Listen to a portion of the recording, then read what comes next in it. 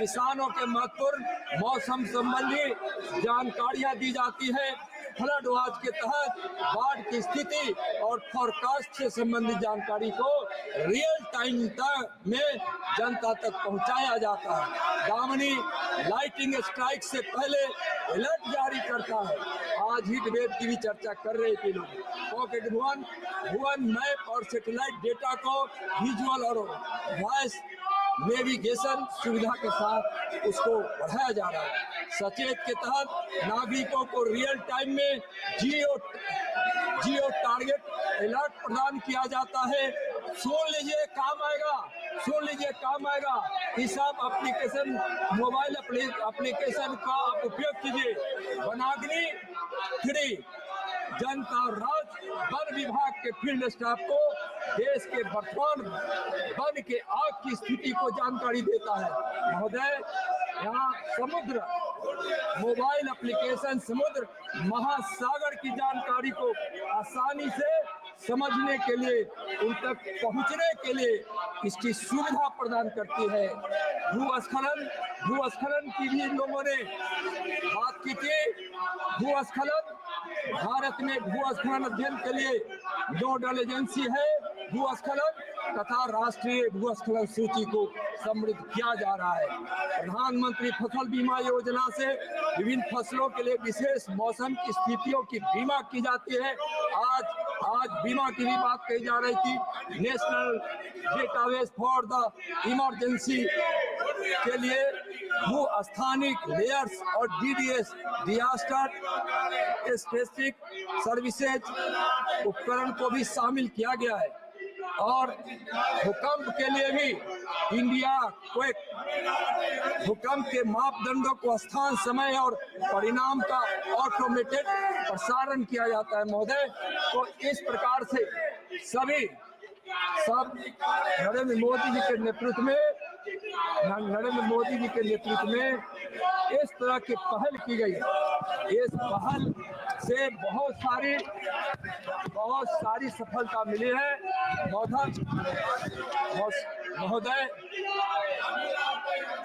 तमिलनाडु के विषय में पूछ रहे थे। महोदय सुन लीजिए, हम तमिलनाडु बोल रहे हैं। मैं तमिलनाडु के विषय में बोल रहे। तमिलनाडु की जनता देख रही है कि उनकी बातों को आप सुनना नहीं चाहते। तमिलनाडु में 2023-24 में SDRF का फंड 856 करोड़ दिए गए और NDRF का 276 करोड़ रुपए दिए गए। महोदय, और तमिलनाडु को 2024-25 में 944 करोड़ रुपए दिए गए। अब तो सुनिए, इसलिए आप शोर मचाकर सदन को और देश को गुमराह नहीं कर सकते हैं। मोदी जी ने आज से नहीं, जब 2014 में शपथ ग्रहण के साथ ही आपदा के दर्द को समझा था और उन्होंने आपदा के प्रबंधन के क्षेत्र में जितना उन्होंने काम किया है या जग जाहिर है। और चाहे किसी भी प्रकार की आपदा हो, माननीय गृह मंत्री जी भी आपदा प्रबंधन को लेकर हमेशा राज्यों के संपर्क में रहते हैं, स्टेक होल्डर के संबंध में रहते हैं और उस पर हमेशा वह चिंतित होकर आपदा प्रबंधन के माध्यम से आपदा के नुकसान का न्यूनीकरण हो, आपदा के समय लोगों को राहत सहायता के रूप में हम उसको तत्परता के साथ काम आ सके। कोई भी आपदा आए तो केंद्र सरकार के सारे विभाग, सारे मंत्रालय एकजुट होकर हम राज्य के या आपदा के किसी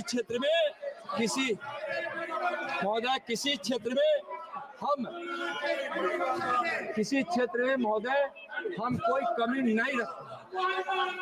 नहीं रखते हैं। मैं अंत में इनसे आग्रह करना चाहूंगा कि 2024 के आपदा संशोधन विधेयक का आप समर्थन कीजिए, या राज्यों से लेकर नगर निगमों से लेकर गांव से लेकर शहरों से लेकर सारी इकाइयों को मजबूत करने के लिए, उसके कोऑर्डिनेशन के लिए और आपदा के प्रबंधन को सुदृढ़ करने के लिए यह एक महत्वपूर्ण विधेयक है। इस संशोधन विधेयक 2024 आपदा प्रबंधन का आप समर्थन कीजिए, और नहीं आपको और नहीं जो क्या देश पूरी तरह से देख रहा है, और चेन्नई को भी बाढ़ प्रबंधन के लिए 500 करोड़ रुपए दिए गए हैं। चेन्नई शहर को भी महोदय 500 करोड़ की बाढ़ नियंत्रण के लिए राशि की गई है, और तब भी यह लोग शोर मचा रहे हैं, लेकिन देश तमिलनाडु की जनता जानती है। महोदय, अंत में हम इन लोगों से आग्रह करना चाहेंगे कि आप इस विधेयक को सर्वसम्मति से पास कीजिए, क्योंकि आपदा किसी पार्टी के लिए नहीं होती है, किसी व्यक्ति के लिए नहीं होती है, किसी क्षेत्र के लिए नहीं होती है। आपदा आती है तो भारत के दिल पर चोट पहुंचता है, और आपके दिल पर चोट पहुंचता है जब आपके कुछ विदेशी लोगों के विचारों को और उसके सुझाव को और भारत के मान स्वाभिमान के ऊपर चोट पहुंचाने वाले विचारों को जब आप लेकर आते हैं, तो उस समय भारत के दिल पर चोट पहुंचता है। तो उस आपदा से बचिए, और इस भारत के आपदा प्रबंधन पर आप सर्वसमर्थन कीजिए, यही आपसे आग्रह है। सर्वसम्मति इस बिल को पास कीजिए। जो लोग इस चर्चा में भाग लिए हैं, सबको बहुत बहुत धन्यवाद।